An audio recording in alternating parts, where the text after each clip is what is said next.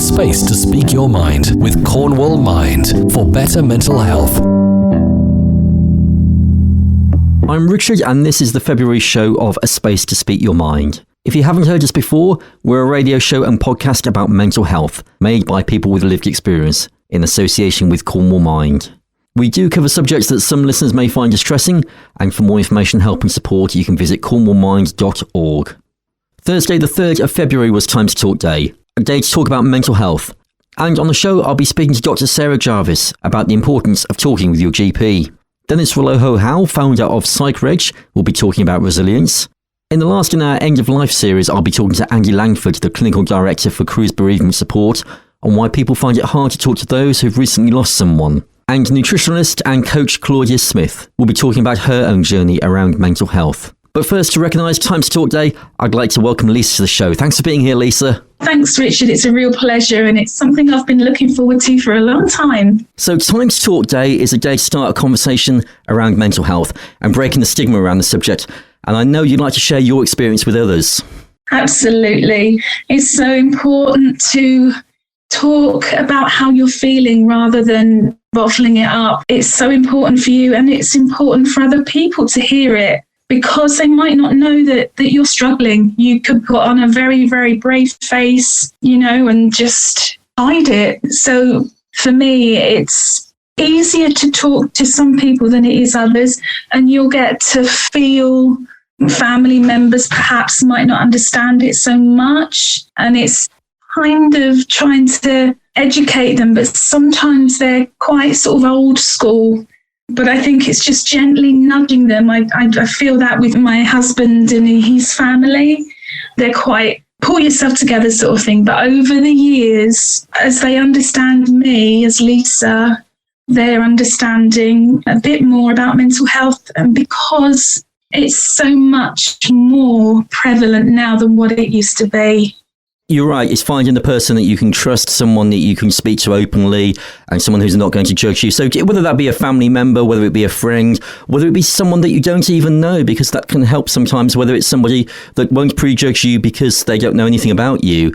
So really, for you, what have been your experiences in the past? It's been tough sometimes. A lot of times I've been bottling things up, and finding the right people to talk to has been tough. But then sometimes there's been people that I hardly know that I felt I could really open up to. I mean, so much has gone on in my life. I could write a book, but I've had some really good friends, and unfortunately I've lost a couple of them, but they were so open and just hearing me, and it felt so good. Even though they couldn't fix me, they just heard what I was saying, and I felt so comfortable talking to them. And I've got a really good friend at the moment that she's just non-judgmental. Just let me talk about how I'm feeling, and as I said, not trying to fix me. But in the past, it's been really hard to find those sort of people. It's only as I'm getting older and understanding my own mental health. That's the thing. When you truly say, okay, I live, which most people do. Everybody has something in their lives they struggle with, but on a day-to-day basis, if you struggle with your mental health, it's just so important to be able to express it anyhow through writing, scribbling, drawing, talking. You have to get it out somehow. As you say, you're not asking for someone to fix you, you're really just having a conversation. So how would you say it compares for times where you haven't spoken about things to when you have, just having that open conversation without even having maybe a response or without having someone, as you say, fix you? What are the differences that you've had in your feelings between those two? Oh, such a relief. I mean, before it was so in the front of my head all the time, it was, I don't know what to do with these feelings, desperation. There was a couple of times when I felt suicidal, but I knew that I didn't want to end my life. It was because I needed help. And especially when I was a teenager, that happened. And because my parents couldn't understand what I was going through, they just couldn't get it, because their generation didn't get mental health. It was that pull yourself together thing. But as I got older and understanding my own mental health more, it felt so much easier. It's kind of like shedding a piece of skin, like a snake.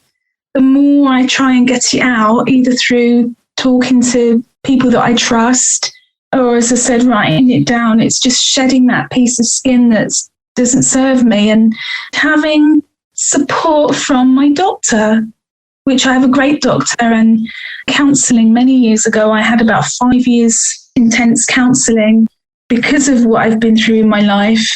And although sometimes those things come up, they're not so much at the front of my mind. I can feel it, but then I know that it's something that happened, and that moving forward and being right here in this moment now is the most important thing, and to not take it all on in one go. That's why it's kind of like sharing it out a bit to people that you really trust, and spaces like A Space to Speak Your Mind. Platforms like you guys and Mind are vital, and you've helped me get through so much in the last couple of years, really. What were the first steps that you took? Because I think for some people now, with everything that's happened in the last 2 years, they don't really know the first thing to do. Everything seems to come all at once. So what would you say would be the first things from your experience to give people a step forward? What would you say would be the first thing to do? I would say acknowledge that you need help. Be kind to yourself and say, look, I would say, Lisa, I need some help to get through this. Where can I go? Well, I find personally, yes, my doctor is fantastic. He will support me and he will listen to me if you've got a great doctor. Also, what helps me are listening to podcasts like this. Are there things that you've done in changing your lifestyle or doing different activities, or are there other things that have helped with your mental health? Massively getting out in nature at the moment, because I've not been very well, and getting over COVID, I haven't been out for like 3 weeks. And I find that if I get out, even just for a couple of minutes outside, I love going to Cardinham Woods and especially going to the beach. And I tell you, the one thing that has helped me so much mentally is going in the sea, cold water swimming. And I did that last New Year's Day. And for many years, I promised myself that I wanted to do that. And I kept putting it off each year. And I thought last year, right, that's it. If I don't do it now, I never will. And I always say to people, if you've got a chance to do something, do it. Don't regret it. And I've never looked back, and sort of I try and go once or twice a week, and it's just fantastic. I joined the Perranporth Balloon Kids New Year's Day last year, and they're fantastic. It's just a group of people. It doesn't matter what shape or size you are. We just go in the water, have a laugh, and dip and splash and whoop and yell, and you come out and you have a hot cup of tea or coffee and cake, and that means so much to my mental health and anything I think I've ever done. That and listening to podcasts and reaching out for help. So it's really taking one thing at a time. I think sometimes we feel that we have to do everything all at once. But if you find the one thing that you enjoy, the one thing you like, and especially if it is within a social group, whether it be just with a couple of people or with a group that you feel comfortable with, just finding that one activity or one social interaction that you look forward to in the week, and that just helps you to talk to people. And maybe if you're doing an activity as well, it's not that you're talking about mental health, you're doing something constructive, you're doing something physical, you're doing something that you benefit from, both in your physical and your mental health, but also that you can have those conversations when you need to, whether it just be those normal things, the day-to-day life situations where you want to have a chat with someone. So just really preventing things escalating over time. Yeah, and what I really found helped me through lockdown was with taking part in the writing group through Mind. And it was great. At first I thought, oh no, I'm not really a writer or a poet, but it's not all about that. It's about the connection of people that you see. And because we couldn't really go out, you find that there's no expectation. And then you find you're connecting with people. It doesn't matter what your writing is like, you're sharing, and then you're in a space where you can share it if you want to. And I got so much out of that. I think now as well, it can be difficult for people to be in social situations, but we do have the benefits of technology. That means you can do things that you wouldn't normally have done via your computer. So groups like yoga groups, or as you say, creative writing or arts groups or music groups, these are things that might not have been accessible to people, especially in Cornwall, that live far apart from the main town centres. But you can do this now over Zoom. And I think we've had such a change over the last 18 months, 2 years, that people can access these services. And if you are confined to a room, to your bed, or you're not in a situation where you can travel, you can still take part in these things. Absolutely. And, when I think about technology, and especially here at Cornwall, I think most people have got a mobile phone. So if they haven't got like a computer, I'm thinking of like older people perhaps, and if they've got the phone, then perhaps they can access these things by their phone or telephone. Talk to someone, give somebody a call, and there's befriending services that will just listen non-judgmentally to what you have to say. But I just want to say that you have to just accept that something's going on and ask for help. Please don't bottle it up, because that will just make it much worse. And also there's other people in your life that might also be having a difficult time, and reaching out to them and explaining your own situation might allow them that conversation to talk about their experience. Very much. Very, very much. You never know how much you can help somebody by just being a pair of ears and listening. So what would your message be to others who may be able to relate to what you've gone through and are finding things difficult at the moment? What would be your key message to them? I would say be kind to yourself. Don't beat yourself up. Mental health is the same as physical health, I feel, because if you haven't got good mental health, you won't have good physical health. So number one, be kind to yourself. And then I would say just write down things that perhaps you like doing. Things that bring you joy, things that make you smile. It could be something on telly, it could be DVDs, it could be music. Music for me is fantastic. And then just reach out for help. That's the most important thing. I just want people to know that just stop for a minute and be kind to yourself, and just think that you're not alone. You're not alone. There are millions and millions of people that you don't know, people that you do know that are struggling mentally, that want help, that can't express it. So just stop and be kind to yourself, and just ask for help. Because, you can have a good relationship with your mental health. And I think I'm just in my late 40s, just starting to realize that, without seeing it as this heavy burden. It's like, okay, I'm going down this road. What can I do to stop thinking that way? And maybe you need a diversion of music or TV, but it's not distracting it, but it's not following it down that road so it drags you down. We get this kind of fog when everything's happening, as we find that there's maybe nowhere that we think we can turn, but it's only when someone has experienced the same sort of things where they can kind of say, well, actually, if you just take a step back, if you just know that there is help there, then it does give people hope. And I think that's why I'm so passionate about this, because I've struggled for so many years with my mental health. And it's only as I'm getting older that I'm understanding it. And I just hope that in schools they need to explain to children, even at a young primary age, about mental health. I would love to get into that, into schools, because the earlier that we start to talk about it and how normal it is, because it's a completely normal thing. You have physical health and you have mental health. Thank you so much for being on the show today. Thank you, Lisa. You're very welcome. Hiya everyone, it's Jessica Parr, one of the presenters on A Space to Speak Your Mind. Time to Talk Day. Let's meet up. However you do it, start a conversation about mental health.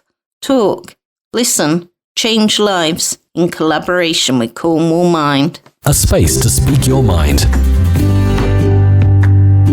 So, Space to Speak Your Mind, I'm joined by Dr. Sarah Jarvis to tell us about a new NHS mental health campaign to highlight support that is available. So, Dr. Sarah Jarvis, welcome to the show. Good to be with you. And what is this campaign that's been launched?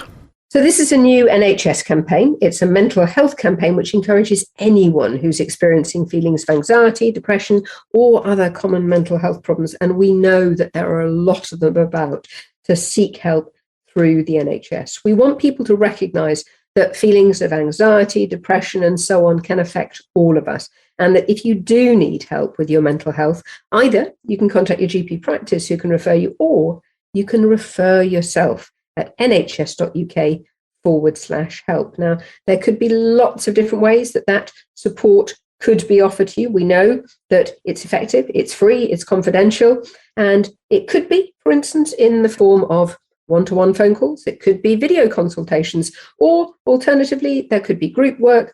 Sometimes there's one-to-one face-to-face, and there's also digital options. And I think these digital options perhaps are things that people don't recognize and don't understand how effective they can be. I am a huge advocate as a GP of these digital options because there's no waiting times. There are self-help workbooks with therapist support. There are online courses. You can also have interactive texts and so on. And what I often find is that particularly for people who are, say, time short, time poor, or people who maybe are more tech savvy, that's often younger people, but not always, or people who perhaps don't want to talk to their work and take any time out to have a phone, video, or face-to-face consultation, they can work really well for them. And I think especially now, because of the last couple of years, we've seen many more people experiencing difficulties with their mental health and people who've not really experienced things before. So do you think it's quite timely that this campaign is being launched right now? I absolutely do. And in fact, there was some research done to look at quite how many people were struggling at the moment. What we saw was that over half the population were concerned about their mental health last year. So half of people had stress, about the same number had anxiety, nearly as many experienced low mood or depression, 1 in 4 had fear of social situations during the course of the last year. And at any one time before the pandemic, I would expect as a GP about 1 in 10 people in the population to be experiencing some form of depression. But at the beginning of the second lockdown in January, February last year, that figure was up above 20%. And even since the summer, it stayed pretty stable at about 17%, which is significantly higher than it was before the pandemic. And there's been a film that's been produced for this campaign. It's based on the John Lennon song Help. I think it's great that they're using this. It's very impressive that Sony and Apple Corps have gifted the rights to the lyrics to the NHS in support of the campaign, because while everybody knows, I think, that Help, of course, was performed by the Beatles, and most people know that it was written by John Lennon, a lot of people maybe are not aware. And I would suggest you go back and think about the lyrics. Maybe you hum along to them without even thinking of them, but, help me get my feet back on the ground. Help, I need someone, not just anybody. And they were written about his own personal experiences of mental health issues. We've got also some really familiar faces, some iconic members of the radio industry, of the music industry and so on. Craig David, Tom Grennan, Laura Mvula, Nicola Roberts, Ella Henderson, Max George. They've all given their time freely in order to help other people because they all have first-hand experience of mental health issues themselves. Mental health is not just your problem. Mental health can be anybody's problem. And there's a range of therapies that are available. And I don't think people are quite aware of these things that we call talking therapies. Can you explain what those are? Absolutely. So there's a wide range of talking therapies, and it could be counselling for depression. There are other therapies. Perhaps the one we know most about is CBT. But of course, guided self-help is a form of talking therapy, an online course. Although you're not technically talking, it is a form of talking therapy. Mindfulness-based therapies can help you to learn to focus on the here and now. They can be particularly helpful in keeping depression and anxiety at bay once you've recovered. And they may be combined, for instance, with cognitive behavioural therapy. Now, cognitive behavioural therapy is probably the one that we know most about, I suppose. Cognitive, the way we think about things, and cognitive therapy is helping us to understand our thoughts and challenge those negative thoughts, to recognize that our thoughts, our feelings, our physical feelings, our situations and our actions are all inextricably interlinked. So what they're trying to do is to break those down into more manageable chunks, to help you recognize, for instance, that your thoughts, and you'll often get into a negative thought cycle where you get into this vicious spiral of thinking, oh, that person, I don't know, walked past me in the street because they didn't want to talk to me. Maybe they didn't want to talk to me because they don't like me. Maybe I'm a bad person. Nobody likes me, and so on. And you can sort of sit at home and just get into this spiral. And the point about cognitive behavioral therapy is it's helping you to challenge situations like that, to understand that in that case, for instance, your thoughts are a direct response of how you're feeling. They're not necessarily logical. If you are feeling depressed, that is what you are going to think. And once you've done that, then you can start to say, okay, so I am having those thoughts because I am depressed, or because I am anxious, or because whatever it is, I am under stress. And therefore, I need to ask myself, is that realistic? Is that a logical response to what has just happened or to that event? Then you can go, no, it's not a logical response. Let's replace that thought with what is a more logical response. It sounds straightforward, but it does take a lot of practice. And either with online help or with help from a therapist, you will be helped to do that, but also then given homework to go home and do it yourself. And if someone's listening to this and thinking these are the kinds of things that I'd like to look into, who would be able to qualify for these services? Basically, anybody can qualify for self-referral if they are over the age of 18. If you're under 18, then you can contact your GP practice. But anybody who is over the age of 18, you don't need a formal diagnosis. You don't need to be on existing treatment or to have had treatment in the past. Just go on to nhs.uk/help and you will be contacted after you've put in your referral by somebody from the service who can go through an assessment with you and work out with you what support would work best for you. As you're saying there, maybe people historically may not have wanted to visit their GP with these particular things that may be going on. So there are new ways. So really, there's different ways to access the service now, both in person or online. Absolutely. So your GP practice will be delighted to talk to you about it, but we do recognise there are certain groups who may be less likely to come forward to use the services. So it could be men, it could be over 65s, people from ethnic minorities, people from vulnerable groups. All of those may be less likely to use, quote, traditional services. So it's great that we do have this option. It has been available for some time, but we also know that 2 in 5 of the population were not aware that it was available. And I'm on a mission to reduce that number significantly. And on this month's show, we're recognising Time to Talk Day. So how important is talking about our mental health? Never been more important. It's so important because so many of us have gone through so much during the course of the pandemic. We know that if there is one thing, one common theme in terms of stress, when I talk to patients, it can almost always be boiled down to one common factor. And that factor is feeling out of control, or a feeling of lack of control, or not having the resources, the mental resources you need to cope with the situation. When we consider how many changes we've all gone through during the pandemic, it's not remotely surprising that so many of us are struggling. And just remind us again, the website, so people can get more information on this campaign. nhs.uk/help. That's fantastic. Dr. Sarah Jarvis, thank you for joining us today. Absolute pleasure. Thanks for having me. A space to speak your mind.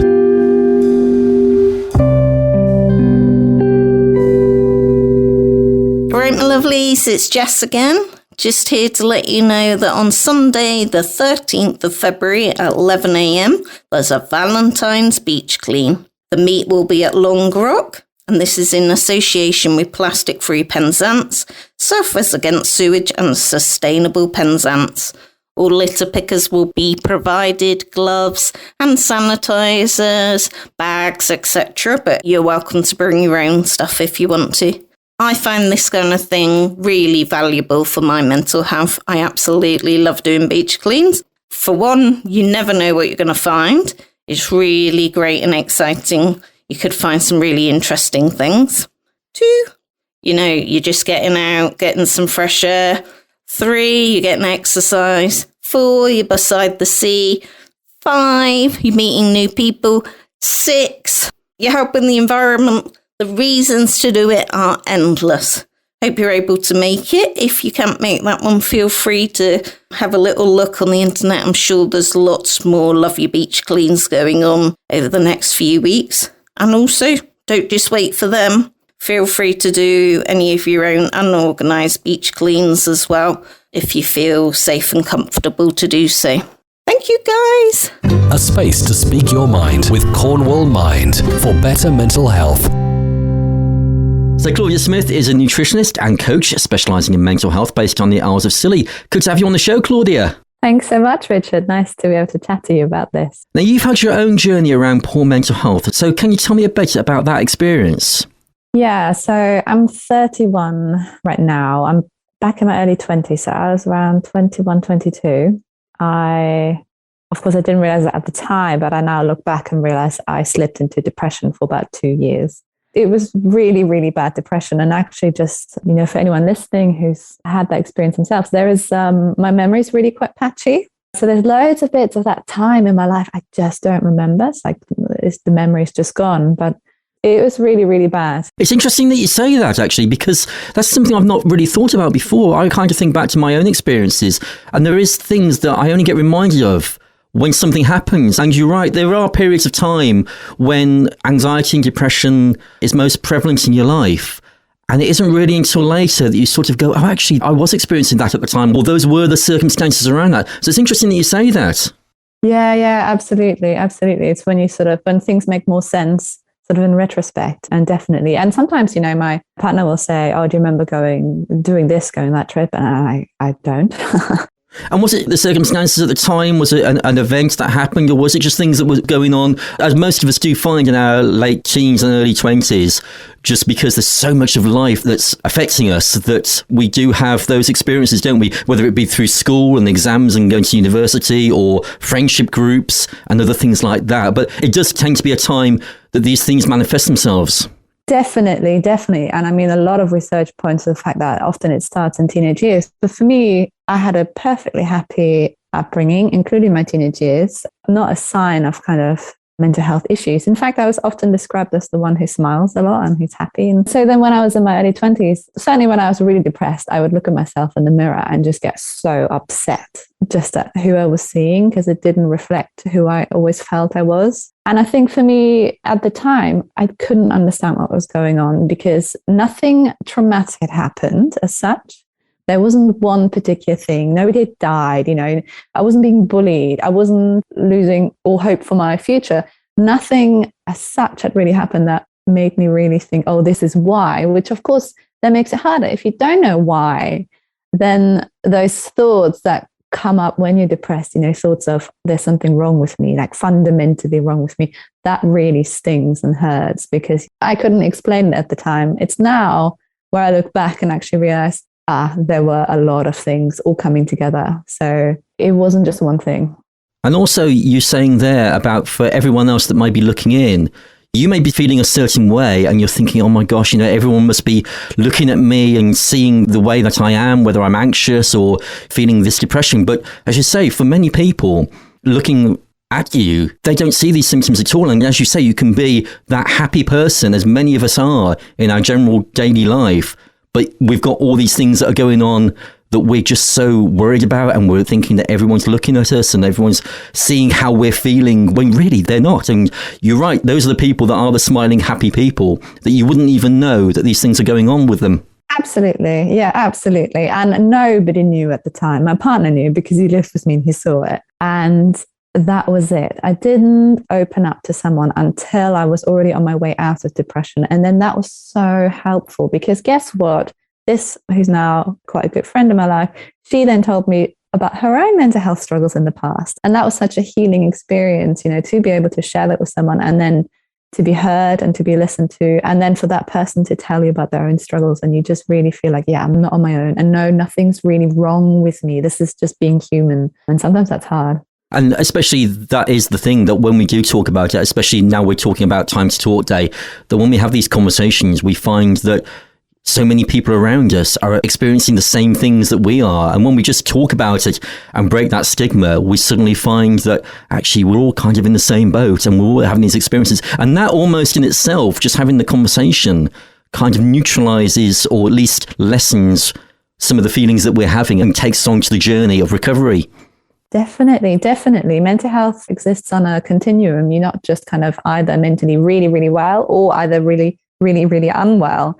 You move up and down on that continuum depending on what's going on in your life, how you're looking after yourself. situations that might arise completely out of your control. All these things affect us, but it's not like you're either really unwell or you're really well.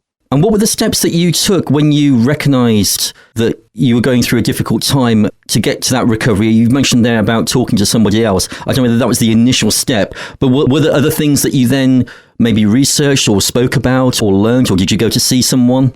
Yeah, so, I mean, I was really depressed, as in, not being able to function well. I would lie in bed and literally for hours during the day, just stare at the ceiling and do absolutely nothing. I was extremely depressed. I remember going to my GP twice, actually, and just saying, I am desperate. Like, I felt really desperately unhappy.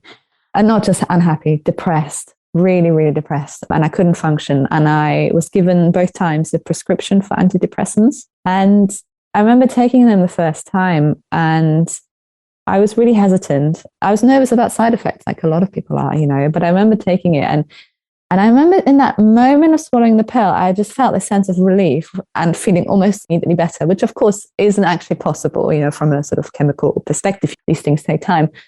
But then that, for me, was a sign that actually what I need is hope. I need to know that I can do something myself. And so I was really worried about side effects. And again, this is one of the things where actually my memory is a little bit foggy and patchy, but I didn't take them for long because I was worried about side effects. So I live on the Isles of Scilly, where services are very limited. Certainly they were back then in terms of mental health support.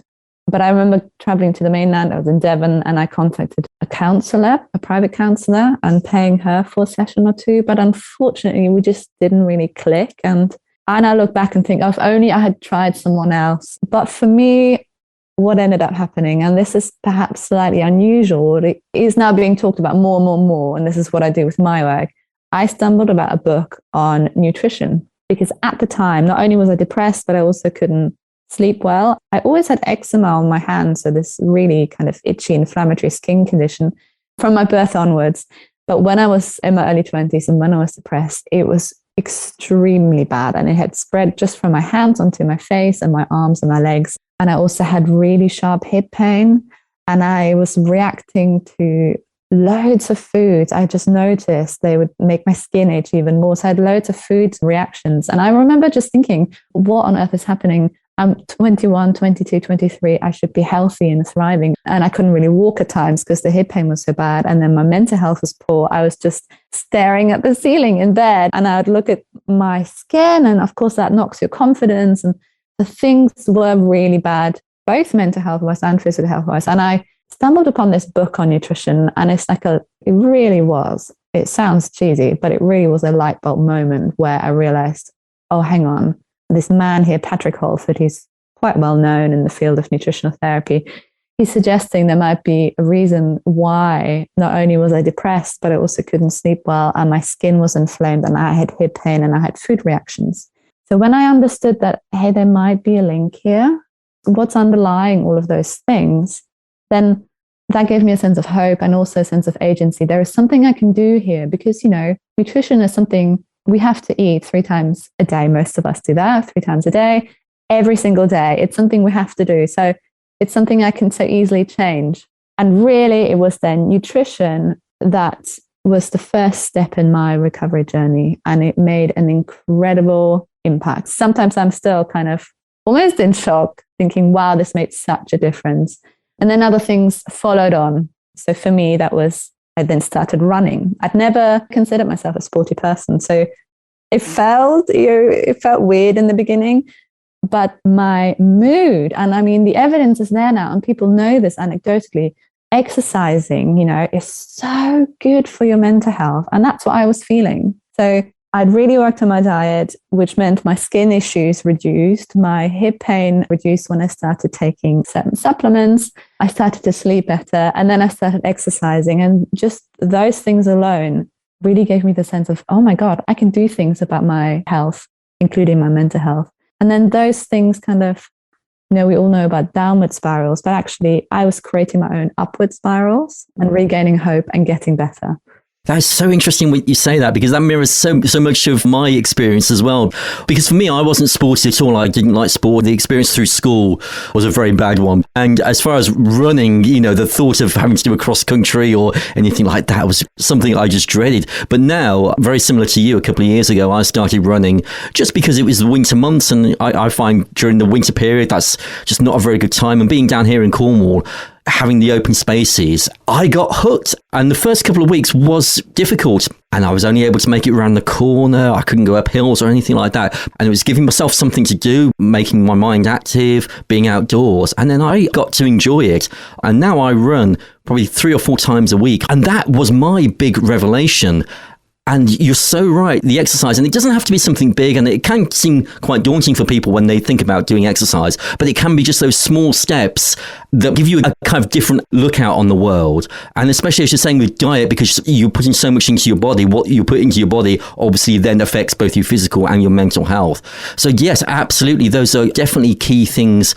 And I think what you were saying there about there is that tendency at first, if you do see, GP or someone that might at first put you into using antidepressants or some medication, I think that can be a stopgap sometimes. It can just relieve the pressure a little bit. But as you were saying there, I had the same experience. I didn't want to be taking that for long, and thinking back, very much the same. I wanted to come off it, and I think it allows you just a little bit of space to then reassess where you are and just give you a bit of breathing space. So yes, so it was exercise and dieting. So those were the kind of the main things that you started to sort of see benefits from doing. Yeah, so they kickstarted the journey really. And then what followed was just this huge self-development. So there were more lifestyle factors. So for example, I went on meditation retreats and learned about mindfulness and self-compassion and compassion towards other people, how to deal effectively with challenging thoughts and feelings. So that was another huge world I stepped into, and I still reap the benefits today. I still use all of those skills now. So there were huge lifestyle components. And then other things like reconnecting with older friends, making new friends, changing jobs. And then I was able to completely get out of depression. And like I said, I was at such a low point. So that was just incredible. And I did all of that because of the action I was taking. And that inspired me to then train as a nutritional therapist. And of course, not only has that now led to my career, but also it boosted my sense of self-worth. I was on a path. It gave me hope for the future. It inspired me day to day. What I was learning was engaging for me. So I was really, really finding the way back to myself again. I wonder, did you find, because I think for me, although I read quite a lot and I did have advice, but at the very start, I just felt that there was almost no hope. I just couldn't see a way out. And although I had some advice and saw different people and read different things, it was only really for me, and I don't know if this is the same for you, but it was only really for me when I said, right, I'm going to make a difference. I'm going to start something. I'm going to try. It was only that initial bit, however difficult it was at that time, that started the journey. Was that the same for you? Yeah, it was similar. And I think a lot of people have to kind of hit rock bottom to then really find that strength within themselves to go, okay, no more. And I think that's why I like the start of a new year. A lot of people in January go, right, what I did last year, or how I felt rather last year, I can't do this anymore. And then you just find that strength within you to give something a full go. I like what you're saying there about you almost assessed your whole life, and if there were friendship groups that weren't right for you, or you were in a situation that you weren't happy in, you then said, well, actually, I'm going to make that change myself. Yeah, absolutely. And I think, maybe we're not in the sort of the conventional medical model. Maybe there's not enough emphasis on just how much we can do as individuals. Empowering people. I think people need to be empowered, particularly if you're struggling with depression, where, all your thoughts are saying you're worth nothing, nobody likes you, what a failure you are, there's something wrong with you. Actually, particularly in that time, we need to hear that, no, you are worthy. There's still so much ahead of you. You can get better. Let's take action together. And you mentioned there that you've used the situation now to help others. Just explain what that journey was and what you do now. Yeah, so I did my diploma in nutrition therapy. That took me 4 years because I had a daughter in that time as well. But and now currently I'm upgrading my diploma with a master's. So it's a master's in nutritional therapy. Or really, I prefer the term nutrition and lifestyle medicine because it's not just about what we eat, what we don't eat, but it's also about lifestyle aspect, but it's also connecting things like, so my work, as I specialize now in depression, looking at what does the evidence say with regards to gut health and how that might affect our mental health, or inflammation. Inflammation for some people be underlying their mental health problems, certainly in part. So it's this really, really big area.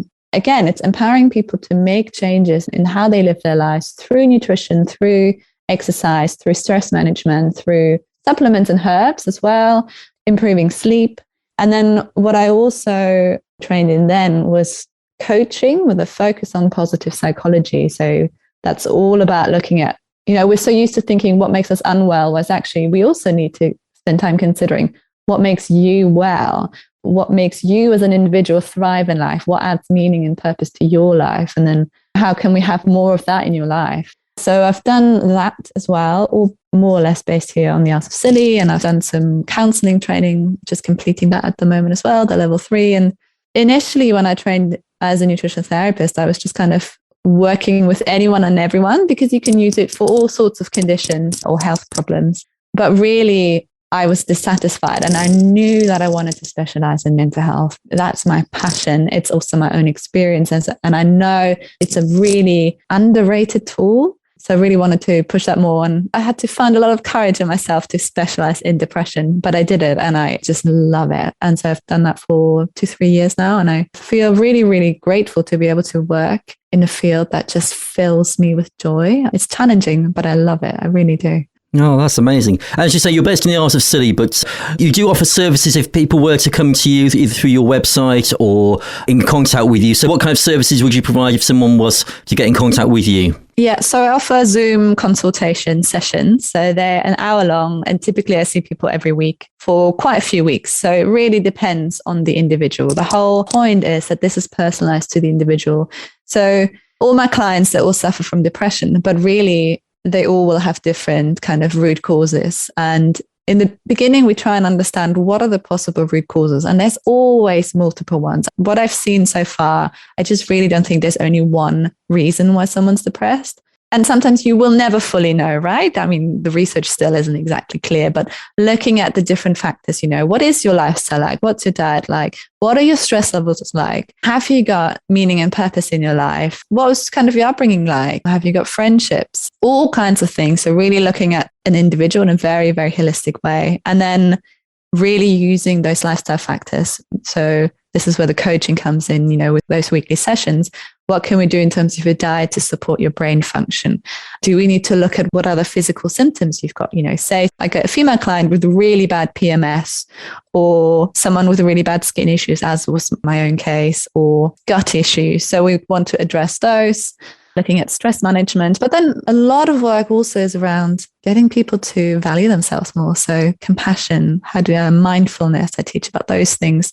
So yeah, it's weekly sessions I offer, and people can live anywhere in the world. That's the beauty of online work these days. And we're also recognising Time to Talk Day on the show today. So how important do you think it is just to have that initial conversation with friends, family, and then obviously when the time is right to then seek other help as needed? I think it is the best thing you can do. So as long as you find someone who has good listening skills, I think it is worth gold. I really can never be overrated. It is so healing. We're social creatures. It's so healing to deeply connect with someone and to just be authentic. Something I notice in almost all of my clients is that deep desire to just express themselves as they are, to be open and honest and share how they really are, and to have someone else who holds space for that is a really, really healing experience. And then when you notice that maybe actually right now in this phase of your life at the moment, you could do with some more professional support, then I just really encourage you to go and seek it. That's something I really learned for myself, that I haven't now suffered from depression in 8 or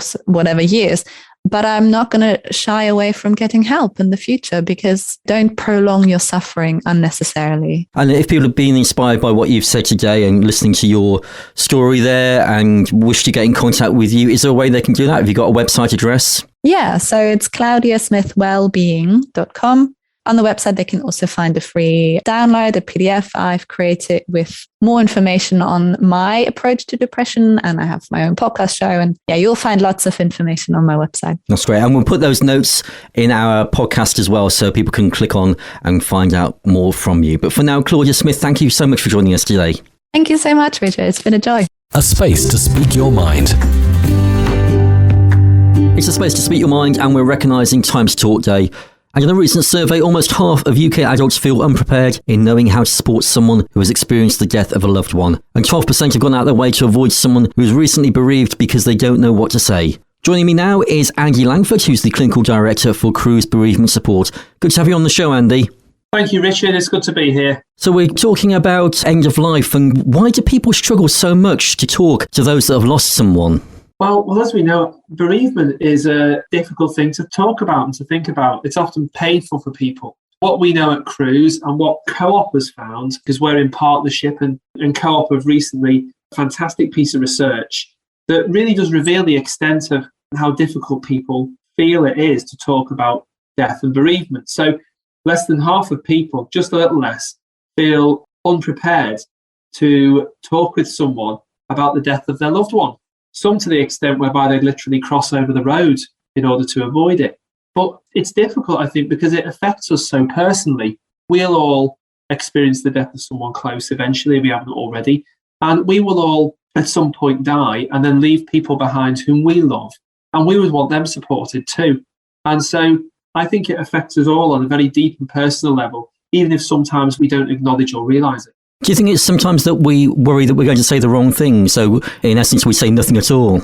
Well, absolutely. And what we want to do at Cruse and Co-op is help people work out what it is they can say that will alleviate some of that loneliness, some of that isolation, some of that pain that the person grieving often experiences. And often when people come to Cruse and ask questions like, well, actually, what can I say and what can I do? That's entirely understandable, because generally people want to try and do the best by the person who they want to support. Broadly, what we would say is there isn't any wrong thing to say or perfect thing to say. What you need to do is communicate to someone that they're not alone, that you're there and available for them. And you can do that by words, you can do that in writing, in lots of mediums. What you can also do is you can buy them a gift, you can make them a home-cooked meal, you can offer some practical support. It's anything to communicate that that person isn't alone. And how important is that support of both friends and family when someone is going through grief? It's really, really important. So most of us will need that support in some form or other when we've experienced the death of someone close. Even if it is only initially some opportunity to have a conversation and to share memories. For other people who are finding it particularly difficult and more complicated to lead their lives, to get back to work, to look after the children, to keep a home, all of those things. That support by local people, by family, by friends is really important. It's essential. And then if you do need more support afterwards, something a bit more specialised if things are becoming really difficult, it's important to come and seek help from organisations like Cruse or from our GP. And can you tell me about the new support that you've recently launched? Yeah, absolutely. I'd love to. So what Cruse and Co-op have done is we've come into partnership together because we realised through this research that people, by and large, need that support initially or need it a little bit afterwards in order to be able to talk with each other and really get some common ground over how you can support yourself and other people experiencing the bereavement. And so what this research has said that we're basing our work on is that broadly, many people find it difficult to communicate about bereavement and ask about it and support verbally. But many people also want to help, but they're not sure how. So what we've done is we've launched lots of resources on both of our websites. There's lots of really helpful information there for people who've been bereaved or who are supporting people who've experienced the death of someone close. And also, there's some bite-sized videos on the Co-op website, which just enable you to dip in there, find out a little bit about what to say, and also when to seek support if you find you've experienced the death of someone close yourself.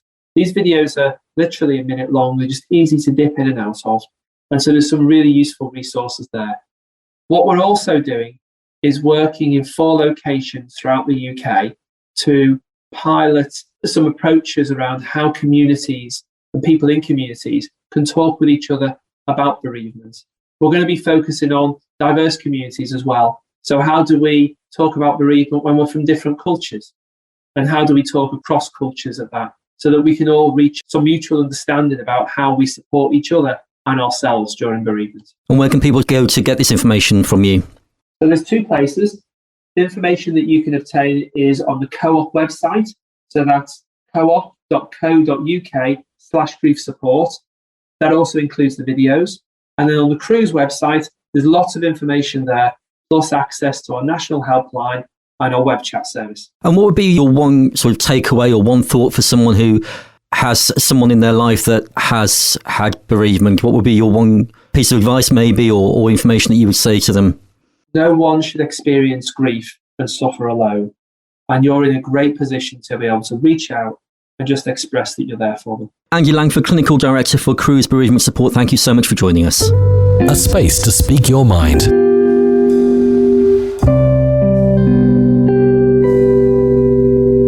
And now time once again to hear from Jess. Thank you, Richard. Most people know of February as being known as the month of the year for love, with Valentine's Day on February the 14th.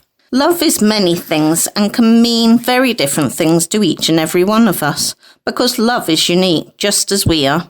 Love can take many forms for our family, friends, pets, colleagues and environment, possessions and our home. Grief is love, with nowhere to go. It's all the love you want to give, but cannot. All that unspent love gathers up in the corners of your eyes, the lump in your throat and in that hollow part of your chest. Valentine's Day may be a hard time of the year for some. If you're in a difficult relationship, or if you've lost a loved one, or you haven't a girl or boyfriend, or many other reasons. If this is the time of year, doesn't come easy to you, practice some self-love. And if that is too difficult, try to be kind to yourself. Make yourself a nice meal, or order in a lovely takeaway treat. Give yourself some rest time. Time to take it slow. Maybe go sit beside the seaside, and have a nice warming flask of hot chocolate, or whatever takes your fancy. Try to think of the little things that bring you joy. You can also spread your love, maybe to someone you are really grateful for, someone who maybe has been there for you over the last year. Surprise them with a nice card or a gift or an experience day, or just giving somebody your time. Another lovely way to spread some love and kindness is through payback. Some people have known of buying someone's coffee for the next person who comes into the cafe. A space to speak your mind. So welcome to the show, Dennis Relojo-Howell, who's the founder of Psychreg. Good to have you on the show, Dennis. Thanks for having me here, Richard. And I look forward to share to your listeners my journey about founding my website called Psychreg. And hopefully your listeners could find some sort of value to what I'm going to say. Yeah, I'd love to hear. Can you tell me a little bit about your journey around mental health? When I always answer that questions, I always share about my formative years, my childhood, but I have to preface this that I don't want to sound melodramatic because I'm not really into that sort of thing. But I grew up in a snow in the Philippines, so I grew up in a place where there was no running water, there was no reliable electricity, there was no toilet. And I didn't even know how it feels like to sleep on a bed until I was probably about 15 or 16. So that's kind of my childhood. But that lovely place, that slum in the Philippines, molded me into the kind of person that I am today. Resilience played a significant part in my life. And I owe that to my parents, and I owe that to my teachers and a number of other people. And so resilience is the same message that I want to convey to young people. By glorious coincidence, I somehow ended up doing a master's degree here in Britain in 2013. And to cut the long story short, about 2020, I started doing my PhD in clinical psychology. And as you can imagine, my research project aims to boost the levels of resilience of young people, especially those living in developing countries. And I aim to achieve that through blogging. So was it really your own personal experiences that took you on that journey, would you say? Yes. So basically what I'm trying to do with my work is that if you've experienced adversity, if you've experienced trauma, whether it's poverty or whether living in a dysfunctional family, it's kind of tempting, for lack of better word, to frame yourself as a victim. I don't want to sound political, but we live in a society now that kind of encourages people to frame themselves as a victim. While there are people who are genuinely victim, I'm of the opinion that it's not a healthy way of looking at your conditions like that. And so I want to encourage young people that with the right toolkit, with the right support, you don't have to resort to victimhood, that you could actually cultivate resilience within yourself. So you have the website, so it's called Psychreg. Just explain a little bit about what that is and what people can find on there. Yes, and first I have to congratulate you, Richard, because not a lot of people would be able to pronounce Psychreg right straight away. So Psychreg is a digital publication that focuses on psychology, mental health, and wellness. And the reason why I name it Psychreg, because while I was doing my master's degree, I thought of creating a website where I showcase people who work within psychology, who work within mental health. So it was kind of a directory, a registry. So it was Psychology Registry, hence the name. And then I received some feedback from people that they say that perhaps the platform would be more useful if I give them the chance to write an article. And so that's where the idea of Psychreg came to be. So I publish a range of articles from news releases to guest posts, just anything within the remit of psychology and mental health. And what kind of topics have you covered most recently? What are the things to do with mental health that people might be interested in? I publish about 20 articles in a day, I have a small team that helps me. So on top of my mind, I recently published an article saying that COVID policies, if it comes from scientists, more people are likely to follow it rather than politicians. So it's a research from Swansea University. So those kind of articles that I publish, latest research from academics. And I also publish guest posts, just to showcase the lived experience of people who have mental health issues. So quite up to date, obviously, with things that are moving so fast around the world. A lot of research to do with things that are affecting people on a day-to-day basis. Exactly. So, Richard, you can think of Psychreg as a news outlet / magazine, who has a specific focus on psychology. So you could probably think that where perhaps like the Daily Mail or the Sun or the Telegraph, but we have a specific focus. That's what Psychreg is. And you've also conducted a research project on resilience, as you were mentioning earlier. So what were your findings based on that? What did you find from that? Great question, Richard. Actually, even if you don't have a background in psychology or mental health, you have a sort of an idea what resilience is. In fact, one of the most common metaphors that we attribute to resilience is that of bouncing back. But when you dig deeper into the resilience literature, what you'll find out is that there's no consensus as to what resilience is. Some researchers would say that it's a skill, some would say that it's a process, and some would say that it's an outcome. And there are also theoretical frameworks when it comes to resilience. Some say that it has more of a biological basis, and some say that it's more of as a result of your experience or as a result of your environment.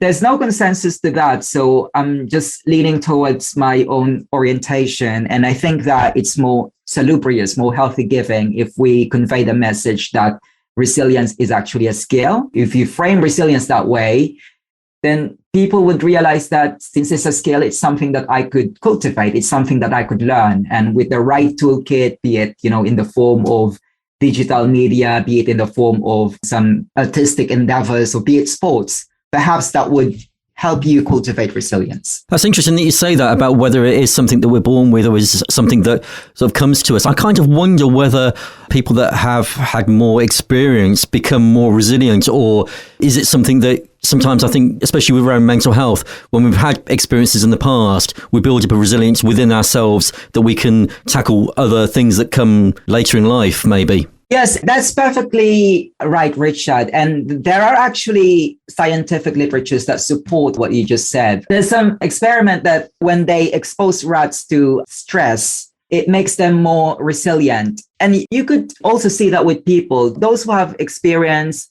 adverse conditions at a young age, they tend to be more resilient. They tend to be more receptive of situations. I'll give you a quick example. There was a research carried out in the 1980s or late 70s by a psychologist called Jeffrey Sachs. And what Jeffrey Sachs did is he compared the mathematical ability of two groups in Brazil, one of school children and one of child street vendors. And what he found out is that child street vendors can outperform school children when it comes to computing with ratios, with percentage. And presumably that is because if you're not good with your maths, you're not going to make profits in the street. And I think that's an elegant demonstration that in spite of adverse circumstances, because you're a street vendor, that's an outcome of poverty. Your parents were not able to send you to school. But in spite of that, you've developed skills that were actually better than children who go to school. So it's not necessarily a bad thing that at such a young age, you've experienced adverse life circumstances. Without blowing my own trumpet, I referenced earlier with the introduction that I spent my childhood in the slum. Well, when I say that it shaped me, the way I see the world, I mean that literally, because my life here in Britain is way, way different than my childhood. So it takes a lot to disorient me. I could probably survive without heating. I could probably survive with eating just once a day because I've lived a life of poverty. I know how it is. So I remember when there was no internet for, I think, about 2 hours.